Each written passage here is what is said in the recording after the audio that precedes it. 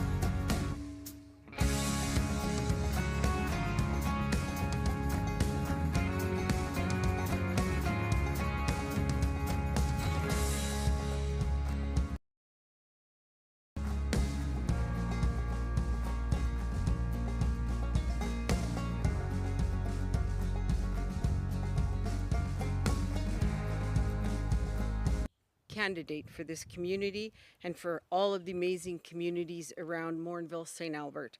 I'm joined here today by my incredible colleagues, Taneen Rudyk, the Alberta NDP candidate for Fort Saskatchewan, Vegreville, and Landen Tischer, Athabasca, Barhead, Westlock. I'm thrilled to welcome you, and like so many farm families, they instilled a sense of pride for a good day of hard work. We hand cleared this particular site and grew this operation to be what it is today. It took a lot, sometimes 24/7 taking care of the cattle. Responsibility doesn't stop with the weather.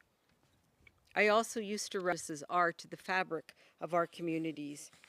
They are the gift shops, the coffee shops, the corner shops, and the mom and pop shops. They are also the family farms like ours.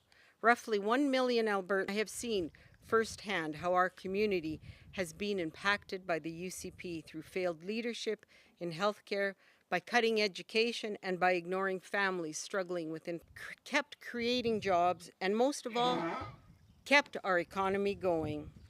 But their efforts were not recognized by the UCP. We heard from thousands of business owners who were frustrated. Enough is enough. It's time for action, and the Alberta NDP will take action. To tell us more, I'll turn it over to Heather Sweet. Heather? Farmers and ranchers, just like your family. In Alberta, more than 40,000 farms stretch over an area larger than Nova Scotia, New Brunswick, and Prince Edward Island, % of its wheat in 2020. Agriculture and that entrepreneurial spirit truly is the heart of Alberta. But we know the last few years haven't been easy. When it mattered most, all businesses were left, hung out to dry. Alberta's NDP fought hard for additional support for entrepreneurs, but the UCP refused to listen. In this election, we have a chance to fix those mistakes. Small businesses, including family farms, like Karen and Stewart's, retail shops, restaurants, mechanic shops, and more. Government. By eliminating this tax, we can help thousands of local businesses get back on their feet, and we can support aspiring entrepreneurs to pursue their dreams. Let me say, there will be no personal income tax increases. There will be no sales tax and no small business tax for the vast majority of small businesses. Karen also shared how utility cost increases over the last 4 years have added massive costs to the family farm. Since the UCP took office, they removed the cap on utilities, and the prices have raised almost 140%. And without intervention, prices for Albertans on the default are predicted to hit 30 cents per kilowatt in August. An Alberta NDP government will lower utility bills by capping costs, the $180 million in debt foisted on consumers by the UCP government. We will also launched an investigation into utility prices to see how energy costs are high for farmers, high for agribusinesses, and high for forestry. That's why under our plan, we will also invest $65 million in new energy saving. Well, thank you so much, Heather. This is a great day for small businesses and for family farms. I was raised on a farm near Harry Hill of Vegreville on Town Council, and I'm currently on leave as the president of the Federation of Canadian Municipalities. In my work, and on the priorities of rural Albertans. Because when the family farm succeeds, our communities succeed, and Fort Saskatchewan Vegreville succeeds. Having an extra $10,000 in bringing great agricultural products to the world, and will support the sector by creating an Alberta Value Add Incentive Program to help companies access capital. We'll also ensure in Alberta, from the family farm to processing plants, and from post-secondary schools to ag tech startups. Speaking of technology, the digital divide is costing our rural communities for the creation of nearly 20,000 new jobs and $4 billion in GDP. No more UCP failures and excuses. It's time for action. And that's why the Alberta NDP will bridge the digital. I was speaking to an elderly man the other day who was trying to fill out some forms online, and he couldn't because he didn't have access to quality internet services. And if you've ever tried to make a highway call, and that means bringing good health care and education to rural Alberta. It means that hospitals are open, they are staffed in our communities, and it means ambulances. And with our plan, we can work together to build a better future, a future that keeps our families on the farm and brings young people back to our communities. Thank you so much, and we now can take questions. This is for small businesses now. The current rate that is in place right now, Yes. It is 2% currently, and what we're proposing profit will be 0%. Why not, and after that, make it say 0.5%, because we're on a roller coaster in this province with high oil prices, low oil prices. Having with small business and family farms is that this is the amount that's going to be helpful and facilitate their success. We costed out our program yesterday, and it was very clear that not only will we. Hi there, it's Catherine Gurkowski with Alberta Today. I just had a bit of a technical question. So family farm is, would that be any farm that is within that small business threshold, or is there another definition to it where you can't have outside The definition of a family farm is within that context, and I believe you have to have 5 paid employees who are not family.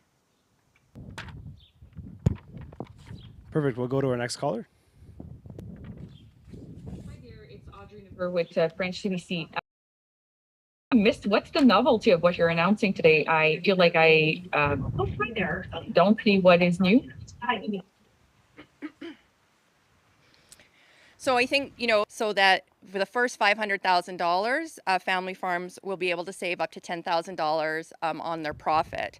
In addition to that, we are also proposing that we will be looking at some energy. It would include anything from supporting producers in upgrading their HVAC systems in their barns, looking at supporting our irrigation producers to stretch. I think that family farms had already, were falling into that small business category already. And can you give me more details about how you will support them? Like, will it be a tax credit? How much will the programs, and looking at supporting the irrigation networks? So we are bringing that program back again as a grant program where producers can apply to help. So there's a variety of opportunities, but it was very successful when we were in 2015, and unfortunately the UCP cut it when they were in government. We'll go to back in 2021, November 2021, Rachel Notley promised $520 million to get high-speed access across Alberta. But is it still costed at $520 million? The costing continues to be the same. That is in partnership as well with the federal government. I think the important part about this is that. Do you have a follow-up, Lisa? Yeah, so how exactly would that change the funding arrangement with the federal government? I know that UCP put some. So the federal government already exists. It was actually provided to the UCP to use as part of their infrastructure spending when it came to their announcement. There is a percentage of money that is still sitting there that has been provided by the federal government that could have been used over the last 4 years, that we would continue to work with the federal government on bringing that funding forward. Perfect. NDP clearly already said this week that we would bring back the RAP Attack program, which was the emergency and aerial response firefighters that were cut under the UCP. In addition, we know that to make sure that all of that is available once producers are able to get back onto their land and see what actual supports they're going to need. First in person. Hi there. Sorry, I couldn't hear the response, so I apologize if I over-talked someone. And then also, second question is, scientists tell us that man-made climate change is bringing down our emissions. So there's opportunities such as the announcement we're making today in supporting the agriculture industry and looking at bringing down those energy costs, whether. Perfect. So we'll do one more pass for questions, first in person.